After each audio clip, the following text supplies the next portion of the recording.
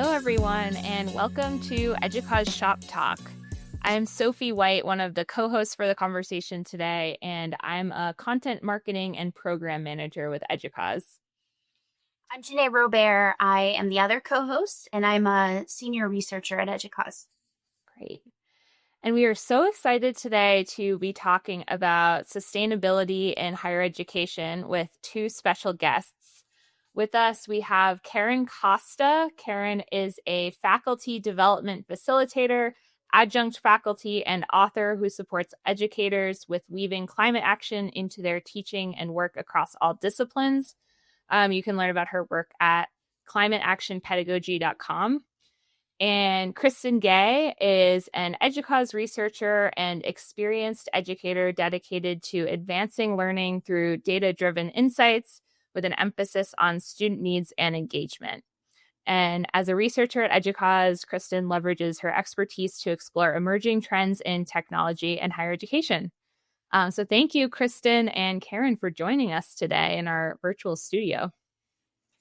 Thanks for having us. Awesome. So we'll dive right in. I'm so excited to talk about this subject. I think I personally feel like I try to do individual actions to promote sustainability. I am always, bringing my reusable mug around and composting and all of those things. But there's so much that has to do with sustainability that we can talk about, I think, at a systemic level in higher ed. So I'm thrilled to have both of you here today to chat about it. Awesome. I think it might make sense to dive in with the quick poll that EDUCAUSE just released. So at the end of February 2025, Kristen authored a quick poll, which is we use a research instrument at EDUCAUSE to survey the community on specific issues and then create a write-up about what we've learned from the findings. And Kristen just authored one related to sustainability in higher ed. So if you want to kick us off, Kristen, I'm curious just to hear a little bit about that quick poll and if there are any insights that really stood out to you. Absolutely. So yeah, this quick poll, I think the inspiration behind it was a few recent Horizon reports that emphasized that institutions were facing increased pressure to really invest in sustainable solutions and to make that a priority. And from what we were gathering, that pressure was really driven by students. And so we were curious to see, has this translated into specific goals and practices that are emerging on different campuses, and how much of a priority is this to individuals within the institution? And so it was kind of interesting. I think that my biggest takeaway was that people are really driving the focus on sustainability.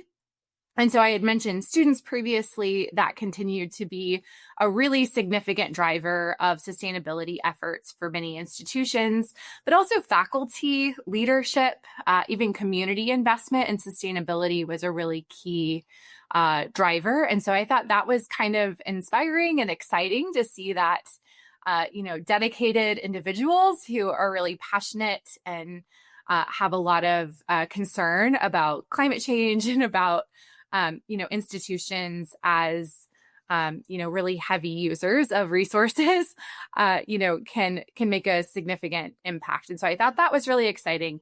I would also say, though, that there were some findings that indicated that this might still be an emerging priority for some institutions, or that there may not be enough communication happening between leadership and other institutional members. So across questions, we found that many respondents were not aware of their institution's goals surrounding sustainability. They weren't maybe aware of how generative AI was factoring in, how were their institutions managing the tensions between scaling generative AI technologies and sustainability practices and goals that they might also be pursuing. There seemed to be a lot of uncertainty there. And so that was also kind of an area that I found interesting and hopefully something that we can talk a little more about today.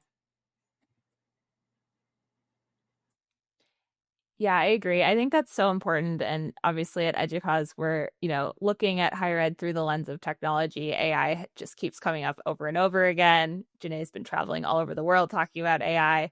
But that's kind of the underlying question is how are we going to balance these innovations with the high energy usage of AI? And I'm glad that you looked at that in the quick poll, and it feels like it's an issue that will evolve over time. Karen, I'm curious if you have any thoughts on this based on your work. Well, Kristen, I agree with everything you said. I think in the name of strong climate communications, which that was one of the key takeaways I had from this report as well. There was this sort of nebulous unknowing in the data. Like, I think this is a priority, but I'm not sure what it is. Mm-hmm. But I heard the word sustainability. I think it's a priority. I'm not sure. I think maybe some things are being done, but I'm not sure what those are or who's doing them or who's supposed to be doing them. So that is a great place to start because it's where we are. So it's the only place we can start. So I think it might benefit listeners for me to take a minute and define what I mean by sustainability. So I use two models that I think will be helpful, and I'm hoping we can link to things in the show notes.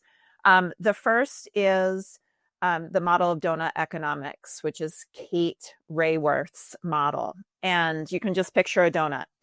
The bottom edge of it is that we're making sure that we're meeting all human needs. So sustainability means all humans' needs, basic needs, are getting met.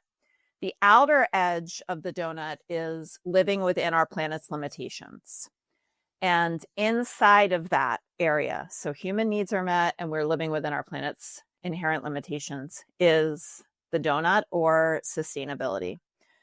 So that's one model that I think can be helpful. When we are overshooting planetary limitations and failing to meet humans' basic needs, which is, generally speaking, across various domains where we are now, we are impacting the likelihood of our species' long-term survival and increasing the likelihood of human suffering in the meantime.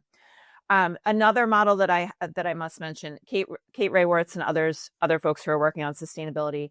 All of our work is grounded in tribal and indigenous cultures who have never stopped incorporating these concepts of harmony with the natural environment of which we are a part. That has been a core part of their culture and laws and daily lived experiences. So if folks want to read more about that, so Kate Raworth has a book called Donut Economics.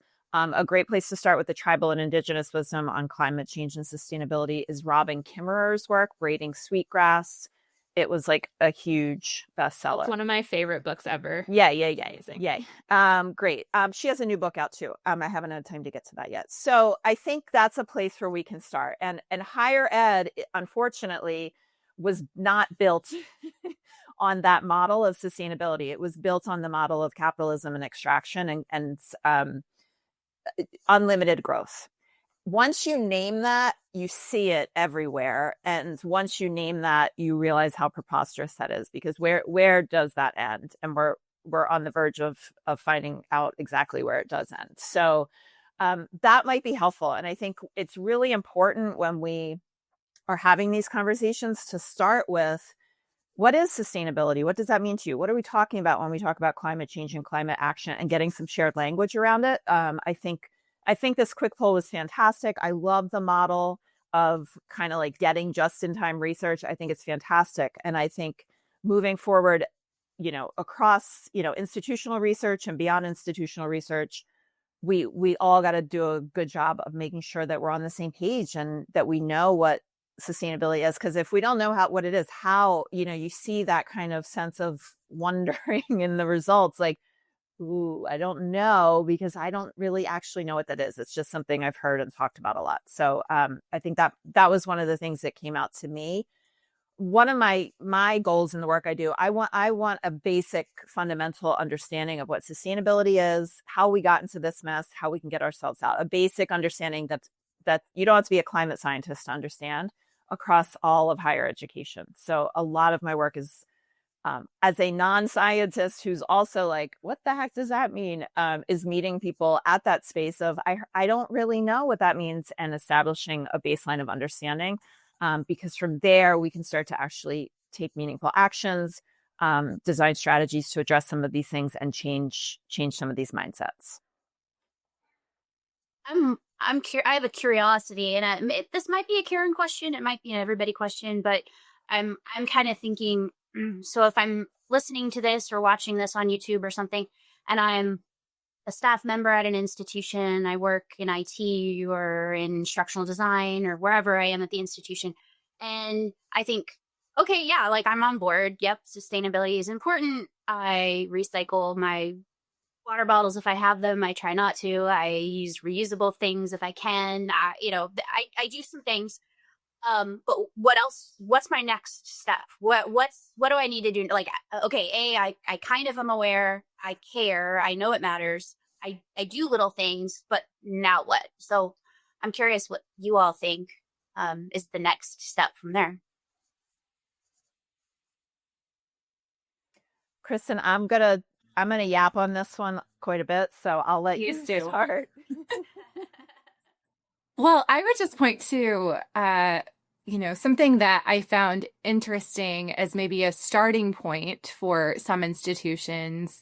I don't know, Jenay, if you were kind of more focused on the personal ways in which we can take action and pursue sustainability, but for institutions, one of our results in the quick poll was that only 1% of respondents said that sustainability influenced technology purchasing decisions. And I thought that was really interesting. But technology is such a huge way in which we deplete natural resources, and to not really have sustainability as a critical factor in those decisions, I thought was really important. So I would say that is one starting point to really have more conversations on our campuses and be really mindful of how can we, if we have this interest and this concern about the future of our planet and all of the people in it, what can we do as we're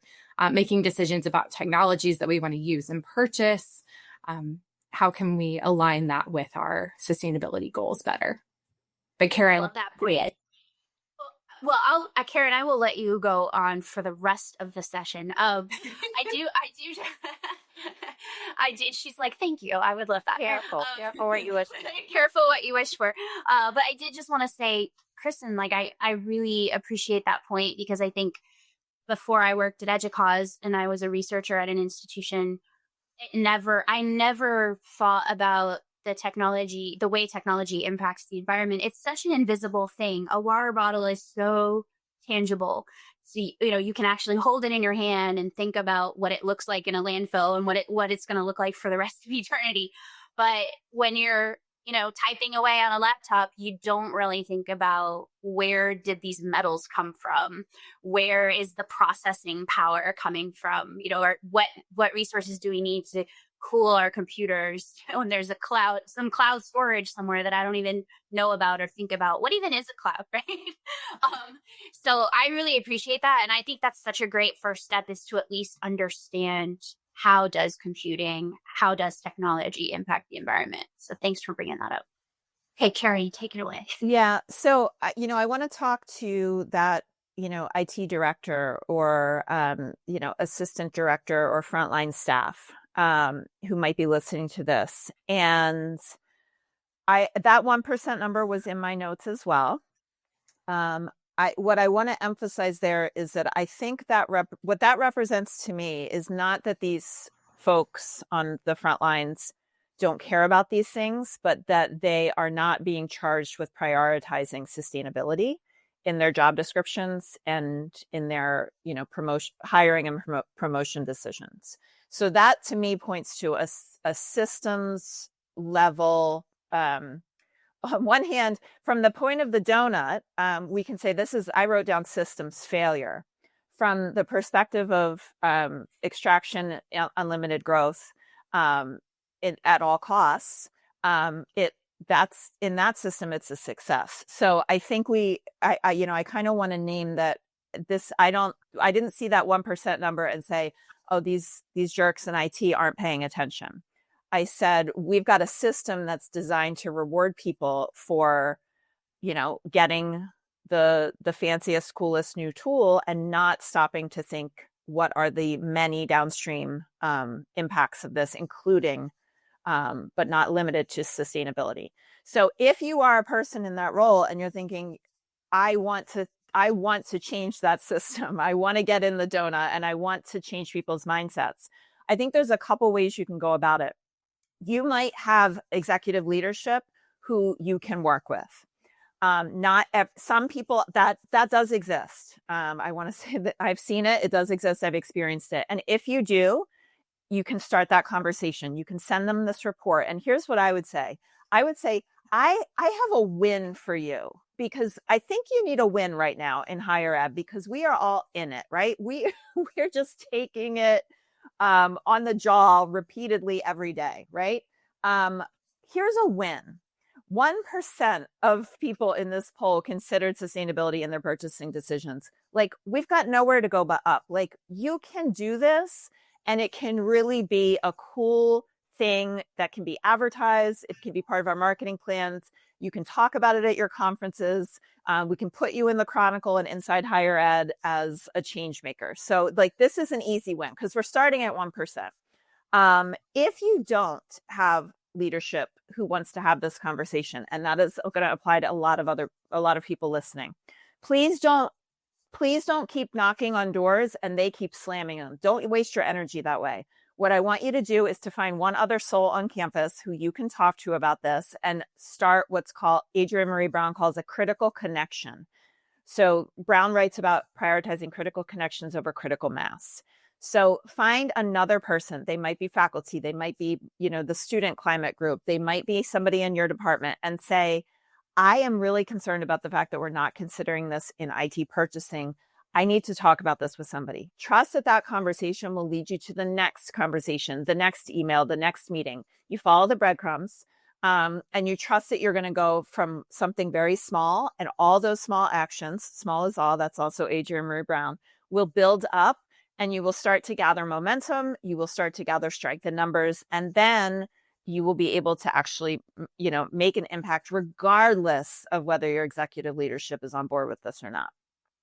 So I think there's, and the last thing I want to say is one of the mottos from the climate action world is all jobs are climate jobs. I've tried to find out who originally said this, and I haven't been able to find a specific attribution. So I say the climate action folks who came before me, all jobs are climate jobs. So the three of you here today might not think I have a climate job, but you're engaging with this report and this conversation is an example of how you make your job a climate job. I'm not a climate scientist. I didn't know very much beyond the obvious about climate change when I started doing this work a few years ago. But I said, I'm faculty development and writer and speaker. That I can do with my eyes closed. That is my wheelhouse. Like, I can do that. So what would it look like for me to bring climate into that thing I can do with my eyes closed? So if you're an IT professional, I know you know your tech, and I know you know all your fancy bells and whistles. What would it look like to bring the environment and sustainability and climate action into that? You don't have to become a climate scientist. You just ask that question, what would this job look like if it became a climate job? And you go from there. I love that, going back to Jenay's question too about what can I do? And, I think it can be a little overwhelming when we look at an institution and all of the different opportunities to invest in more sustainable solutions and be more mindful of how our practices might be hurting the environment. But I love what you're saying, because sustainability cuts across every silo at an institution. It's something that affects every single person on the staff. Doesn't matter what department you're in or what role you hold. And I think, that's kind of exciting that no matter what your role is, what your area of expertise is, you can do something in your area. And I think that's also exciting as something we can show students that, if we are modeling how to work together across the institution and find, I'm sorry, you said small is all, I think. I loved that as well. If we can show them, we can take these small actions and we can find like-minded people within the institution who want to work with us to, make a positive change. I think that's a great thing to show students, because we know that sustainability is really important to them, even as a factor that influences where they choose to enroll. And I think, that's an exciting way that we can model what, we'd like to see them do in the future. And I just want to comment on a couple of things Kristen said. You said, what can I do? And that's a really important, simple but important question. We get really stuck in what we can't do.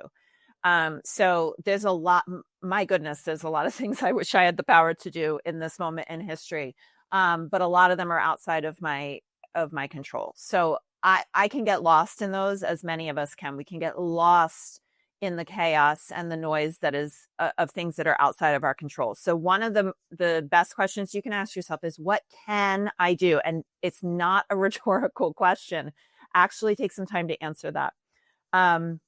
And, you also talked about getting students involved. I teach a couple different climate action and climate leadership courses. Students are hungry for this. I cannot tell you how hungry they are. They are not resistant. They are not thinking this is like, ooh, is this controversial to talk about this? Not even a glimmer of that. They are hungry to talk about it. They've been wanting to talk about it. They want to learn more. They know it's an issue. So there is massive energy there and opportunity for us to capitalize on. And the last thing I want to say is, when we're talking about people who might need some additional nudging, a lot of the data out of the climate communications field is that we got to focus not on what we're going to take from people and not on the negative framing, but what we can give people and what we're going to offer them. So being mindful that this is not just about stopping hurting the environment. It's about starting getting ourselves free, starting having water that all children can drink, starting to have air that all people can breathe. There's an article that we'll link to in the show notes. I hope I get this right. It's a little bleak, but it says no research on a dead planet, right? So this is how we allow people to live and do their work and to watch their children live and play, and to keep our institutions healthy and vibrant so that we can continue to do this work of teaching and learning. This is not about what we're taking away from people. This is about what we're going to give to each other. So that generative framing, I think, is really important to keep in mind as well. I love that. I think we could look at this 1% metric from the QuickPoll as discouraging, or I love how you reframed it as this is an opportunity, as we can only go up from here. And I think I'm going to tie back to the book you mentioned just because I love braiding sweetgrass. But I think at the beginning of that book, Robin Wall Kimmerer, I remember asked a question of a college class that she was teaching. So she has a background in Indigenous plant studies, but she also is trained in the academy and has a scientific background too. So the book's really fascinating because she kind of talks about how those can both work together, even though they seem separate sometimes. But at the beginning, she asked her students to raise their hands if it was something like, if you think humans are good for the environment, and no one raised their hands. But then she talks about like, well, starting from this place of feeling like humans are inherently bad and there's this inherent conflict between us and the environment and sustainability, we're going to get nowhere. So we have to look at like, how can we, make ourselves better and also support the earth at the same time. So I love that framing of it. I have to say, I have to tell y'all something. I went to an arts and climate change symposium this past weekend at my closest public university, Fitchburg State University in central Massachusetts. And it was about how art and climate change can support each other. And one of the artists is sort of like a textual collagist. So he had found the definition of nature he collects Oxford dictionaries. And I forget exactly what year. It was sometime, I believe, in the 1990s. Prior to the 1990s, the definition of nature included human beings. After the 1990s, it specifically refers to basically all the stuff out there, plants and animals, other than humans. So it was this very specific break in the idea that we used to be considered a part of nature.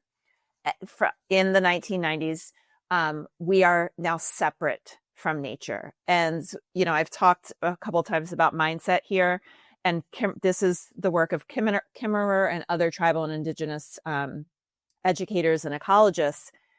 There is a oneness with nature because we don't exist without it. We don't exist without plants and animals. Our air is coming from plants and trees all around us.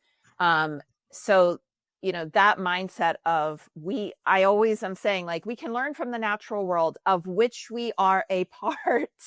And higher ed, unfortunately, is ground zero for that divide. And a big part of my work increasingly is about naming we are animals, we are part of nature, we are integrated with nature, and there's no us without nature. So higher ed has a lot of work to do, because I think and suspect that a lot of that divide, that we are separate from nature, we have dominion over it, it is ours to do with however we like, is driven, unfortunately, a lot by higher ed. So I'm one of many people who's looking to sort of turn that around, move it in different directions.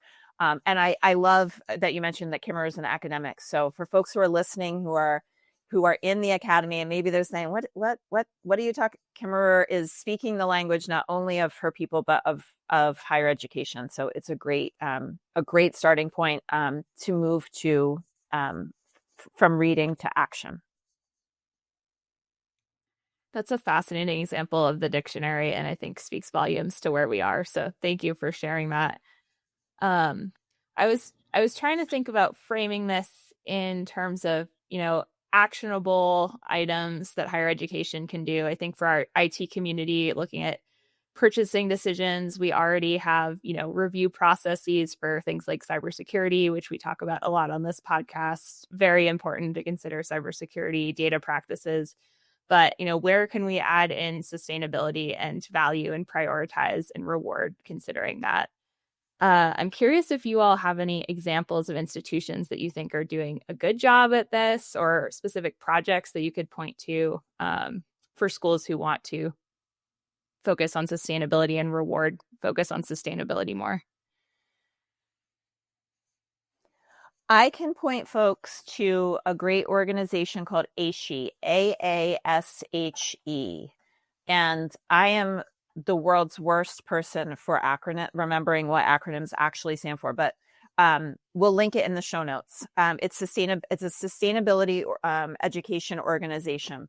And my forgetting their full name is not an indication of how I feel about them, because I love AASHE. I discovered it and their work about 18 months ago, and I've gone, fully immersed myself in bothering everyone at AASHE. They have amazing programming. They have a STARS framework that allows institutions to self-assess and to get different star ratings. So this is all on the AASHE website. So that's a great place that folks can go and find out not only institutions that are doing this work, but I think what's also important is finding institutions like yours that are doing this work. Because if you want to tell me that Harvard's doing this work and I'm a community college educator, I'm going to say, yeah, they're doing it with a $53 billion endowment. So AASHE will allow you to look for institution types that are more closely aligned with your own mission and circumstances. They also have a members online community forum where you can go in and post. If you don't find it in the first example I gave, you can go in and say, like, I'm this person doing this work at this institution type. And there is an incredibly generous group of educators who will flood in and support you and point you in the right direction. So it's really important, especially if you're somebody who's going to be doing this kind of without a lot of institutional support at first, because if you're listening and thinking you want to try this, you're going to be, let's put a positive frame on this, you're going to be a leader, you're going to be a trailblazer. it can be lonely to be the leader and the trailblazer. So I want to really encourage you to get right from the start to get into community. That's another lesson from Adrienne Marie Brown's work, to get into loving community as you do the small actions, because if not, you can get burned out so quickly because, you're alone and doing it. There's nobody to cheer you on. So get into community. ASHE has a June conference I'll be attending. There's great folks, there's great ideas, and I would highly recommend that conference. It's pretty affordable, fully virtual, and that would be a great place for folks to start. I Googled them while you were talking, and it's Association for the Advancement of Sustainability in Higher Education. Thank you. See, that's what I mean about getting into community, because you can't remember all the higher ed acronyms alone, but your community can. Thank you. And I don't have any specific examples, but as I was preparing for this conversation, I saw that some institutions have created learning labs where they're testing different things like solar panels and getting students involved in some of that research. Again, I think is really critical. And so that was exciting to me as well, to see that, institutions aren't just, bringing sustainability considerations into decisions that they're making, but they're engaging in some of that research themselves. Yeah, campus as lab is a growing movement. I love it. ASHE does a lot with that. The other thing about ASHE is they have a weekly newsletter that they send out, as many people do. It is one of the only ones I get that I actually read. No offense to anybody else. But what I love about it, they list all the good news. So they break it up by like academics, physical plant, technology, student services. Those probably aren't the exact categories, but they break it up across the different, campus services, and they're linking to what institutions are doing those great things. And I try to take 5 minutes. This was one of my New Year's resolutions. I try to take 5 minutes and read through that email and click on the links and share at least one on Blue Sky and LinkedIn, because we are bombarded with the terrible news. But it's part of the work is sharing all the good work that's being done. There are millions of people working to turn around the climate crisis. Millions of smart, caring people who are working to turn around the climate crisis. There are communities where they never stopped doing that work. So there is good work being done, and all jobs are climate jobs. All courses are climate courses. So come join that work if you're not a part of it already. And Jenay, I just saw your dog walk by, so I can't function anymore. What's your dog's name? It's Delilah. Oh, she heard her name. Delilah. Delilah, everyone wants to see you. Seeing what is the better part of online learning and Zoom learning than getting to see each other's pets? Yeah, that's the best part. We value that a lot at EDUCAUSE. We always have our pets join us on our calls, and we have a pets channel in our Slack. We share our pets' pictures and birthdays and adoptiversary and all the things. I love that. That's maybe a key takeaway from this session as well, because no joke, we've got to work with our nervous systems through these times that we live in. And there's a lot of good data that our pets are very positive for our nervous systems. So as you're doing climate work, as you're thinking about sustainability, you might feel your blood pressure going up a little bit. Take a good pet your dog break, and it will come back down, and then you can return to the work. Yeah, I love that. My cat sleeping behind me also agrees. So, oh, hi, Kitty. What's Kitty's name? Her name is Rutabaga, or Rudy. And she is the best. She naps while I'm on Zoom all day. Awesome. This is a reminder to people who listen that if you're able to and you want to see our pets, if you check out the video version of this on YouTube and on our website, you'll get to see occasional drop-ins from the pets. I'm going to tell Rocky that he missed his chance. I have, some videos up on YouTube, and he's starred in some of them, but He's 7 now. The vet said he's a senior, so he sleeps about 18 hours a day, we've decided. So he's taken one of his naps. Jenay, we should consider introducing the pets at the beginning of each episode. Should we ask up for a Gazzy high up? But yeah.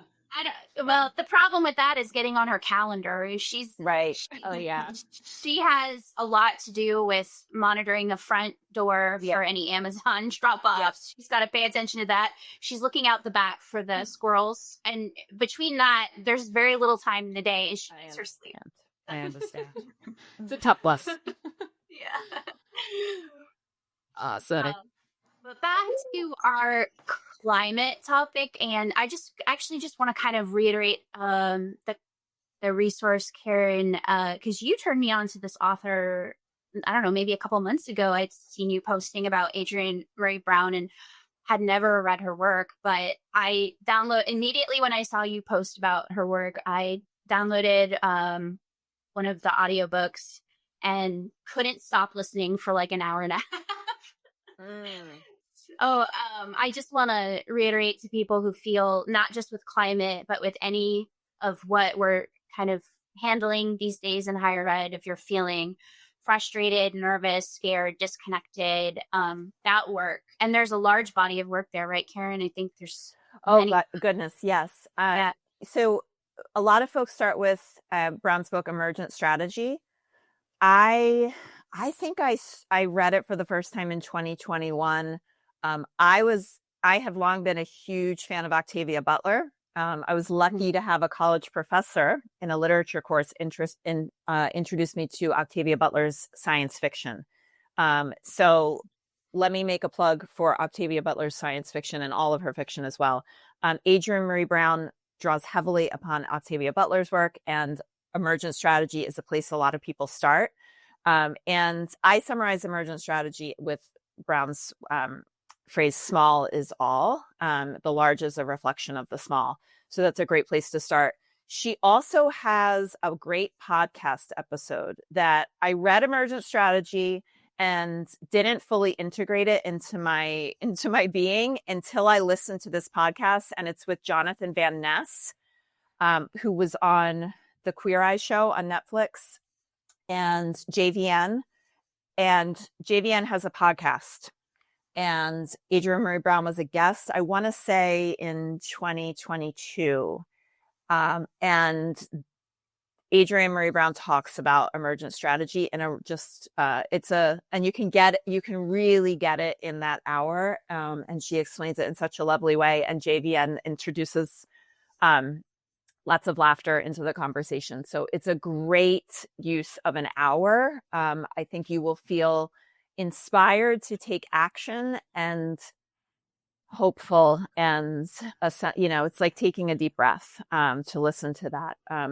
Holding Change is another one of Adrienne Maree Brown's books that goes into a little bit more detail. Pleasure Activism, and she has a new book out, Loving Corrections, that I need to read. So yeah, you can go down the Adrienne Maree Brown rabbit hole. She's got lots of great free resources on her website.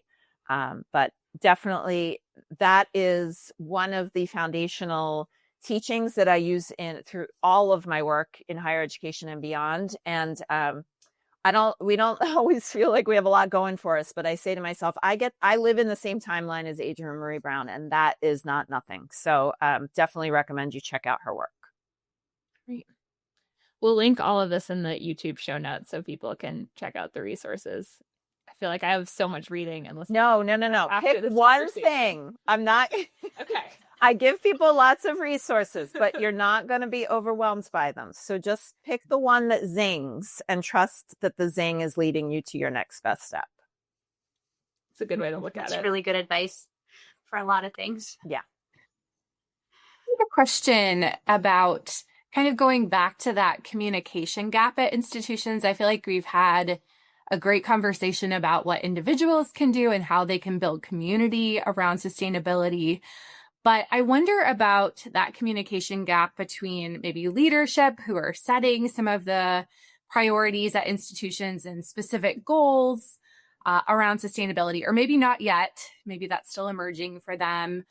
And then respondents to our survey who said, I don't know what we're doing, or I don't know if this is really a priority for my institution.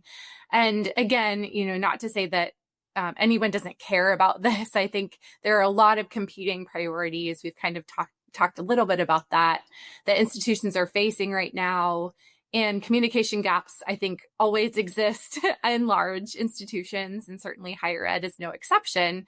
But I wonder if anyone has advice for, either leaders or, some of the respondents who said, I don't know what my institution's doing. I don't know what the goals are. Or maybe my institution's not doing enough, because we also saw that in some cases they weren't satisfied with what their institution was currently doing around sustainability. Yeah, I think folks need more support with climate communications. And climate communications is a growing field. There is a great resource, the Yale Program for Climate Communications, YPCC. I think I got that acronym right, that I would direct folks to. They they do webinars, they send out newsletters. And I think there is work being done, but I think folks need some more support in how to communicate that across their campuses. There's a great book called, more book recommendations. It's called Don't Even Think About It, and it's about climate psychology. And one of the things we know is that this is like a big sort of nebulous issue, and it's the time frame is that it seems like it's in, we used to say distant future. Now I think people might be willing to say, okay, it's not in the distant future, it's in the near future, but it's in the future. I got a today problem, right? Like I got plenty of today problems, as do the leaders at our institutions. They've got today problems. So there's a couple things that go on. One, because they identify it as a future problem, it makes it easier to put it off. But also it's an existential terror to think about some of the worst implications of climate change. And because our nervous systems are already so dysregulated, what we do is we go into self-protective mode, and we don't even, the title of the book, don't even think about it. I can't talk about that. I can't think about that. I don't want to talk about it. I don't want to upset my staff by talking about this terrible thing that's going to be happening, or that already is happening. So I'm just not going to talk about it at all.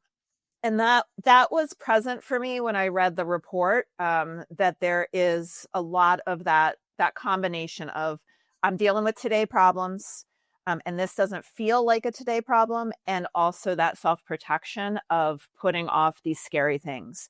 And I think that it is a today problem. In many ways, we could argue that it is the most pressing today problem, because we're seeing the numbers are not good that we're seeing. The 1.5 degree of warming that has been used as a number, we passed that, where we were warned that would result in catastrophic climate effects, and we passed it in this past year.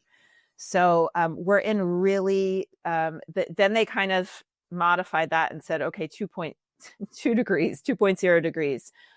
We're not moving in the right direction. And there's so much that we could do to start moving the right direction. And it is a today problem. And that generative framing that I mentioned before. So this is not about what you're all going to stop doing on campus. This is not about what you have to give up. This is about what you're going to get. You're going to get that feeling of doing something about this problem that is in the backs of all of our minds, if not the fronts of all of our minds. Action is an antidote to despair. The feeling and the freedom that you will get by taking action for yourself, your communities, your children, and our children's children is going to give you so much. We're not taking anything away from you. We're giving you freedom. We're giving you clean air. We're giving you meaning and purpose in your work. So I think that college presidents and leaders need to do a little bit of reading on climate communications, and check out the Yale program. That's a great place to start. I'm not going to start. People's book piles are now tumbling over, but there's a lot of great, if you search up for climate communications, there's a lot of great books that have come out in the past year that are talking to how to do this. Jenay and I both live in Florida, so what you're saying about this is a today problem feels Oh yeah. especially significant. So Yeah, and Kristen, you asked a question and you inspired me. I wanted to ask the three of you a question. So I I was really, really pleased to see this report. And I've mentioned all jobs are climate jobs. I vaguely recall that I might have um, flamed somebody at EDUCAUSE a couple months ago about a report that I didn't feel acknowledged climate change on social media. So I was really pleased to see this report come out. Um, and it was certainly done with love and with the energy of this is something that I always criticize because I believe in people and believe in the work that we can do.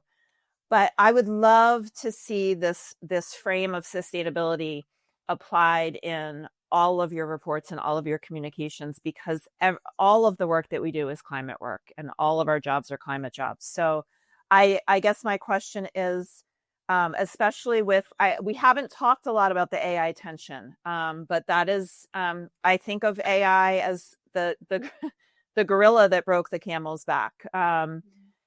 It's not the only gorilla on the camel's back. So that's not accurate. There's a lot of things we've got to change, but it is one of the gorillas on the camel's back. I would love to see this sustainability frame and this report referenced in future reports. I would love to see a follow-up to this to see if we can move the needle on that 1%. I would love to hear from that person who was the 1%. So I guess that's just a plea to you all, maybe not a question, but a plea. And any thoughts you have on how folks can support you in integrating that into future EDUCAUSE work. Yeah, and just to address the AI question, I'll point to the 2025 AI landscape study that we just published a couple weeks ago. And actually, this report wasn't published yet, but then I do verbally reference Kristen's work because in that report, I found something similar, which is that climate is not necessarily considered. The impacts of AI on climate is not necessarily considered by those survey respondents either. So certainly a smaller piece of that report because it's a landscape study, but we can cross-reference to that. I don't remember the specific details of the statistical response. But I think that those 2 points hand in hand. So now as I'm traveling and talking about this topic, I do try to call that out, that this was one of the lowest ranked elements of strategic operations when it comes to AI is environmental impact. Yeah. And then we see this kind of partner shocking statistic from Kristen's QuickPoll report. So this is something to kind of really verbally emphasize as much as possible when we're talking about those results as well. So I appreciate you bringing in that AI perspective, which is really important. But in terms of how folks can help us continue to integrate that work, I think it's exactly what you're doing. You know, you and I are connected on social media and I'm paying attention to that. I think people talking about their work, making it visible for others, talking about the challenges of their institutions, talking about their wins. I love that you frame it in that way of like, we can talk about the positive things they're going on too, is so important. And then those things will work their way into the research. And then the only other thing that I would say to people listening is we love having conversations with members. It's one of the best parts of my job. So if you're sitting at an institution thinking, I have these challenges around sustainability, or I have these wins around sustainability, and I really want to talk to someone at EDUCAUSE about that and see that manifest in their work, that's an email away, or it's a LinkedIn message away. So connect with us on LinkedIn, connect with us via email, whatever it is that works for you.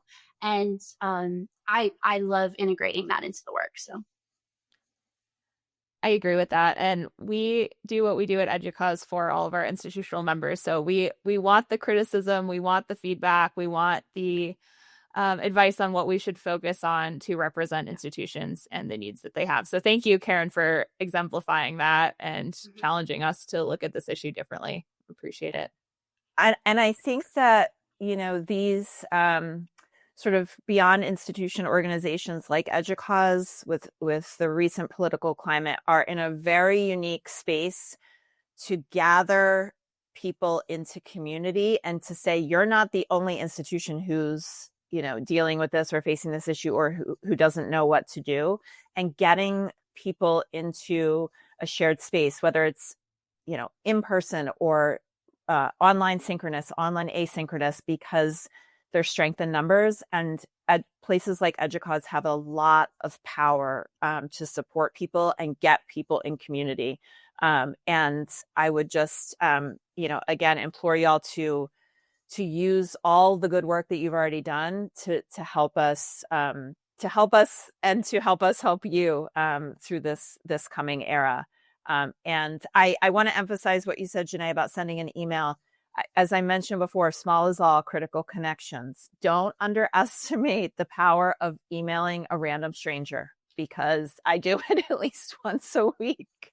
And, maybe 33% of the time they respond. So, but, seriously, just opening up a conversation over email or social media, and putting feelers out there can lead to amazing collaborations and progress. And you never know where that will take you. So trusting those critical connections is really important.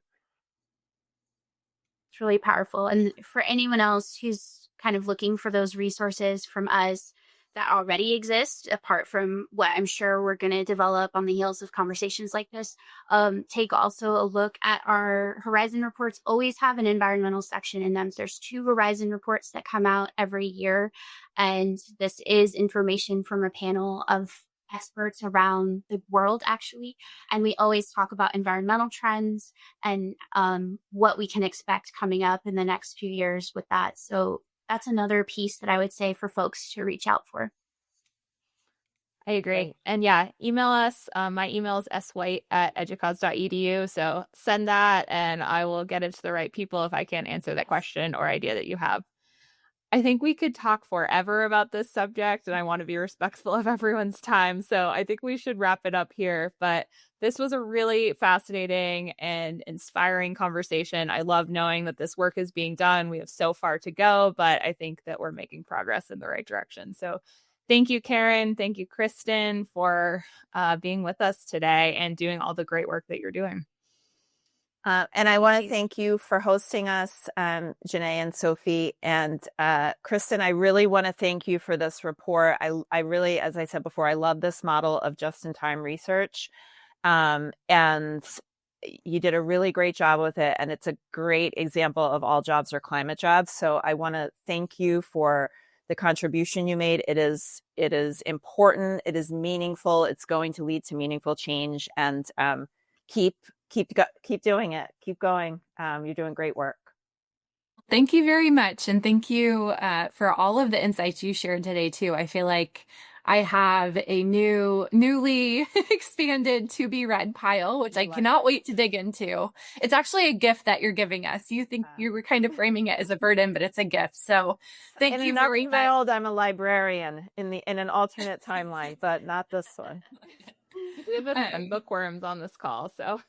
Yes. But I really appreciate that and your insight that this is about thriving, not just surviving. That is kind of maybe a silly way to frame it, but it's actually kind of encouraging to me to think about what's at stake, but also the opportunities that exist for all of us. So thank you for that. And thank you for having us, Sophie and Jenay.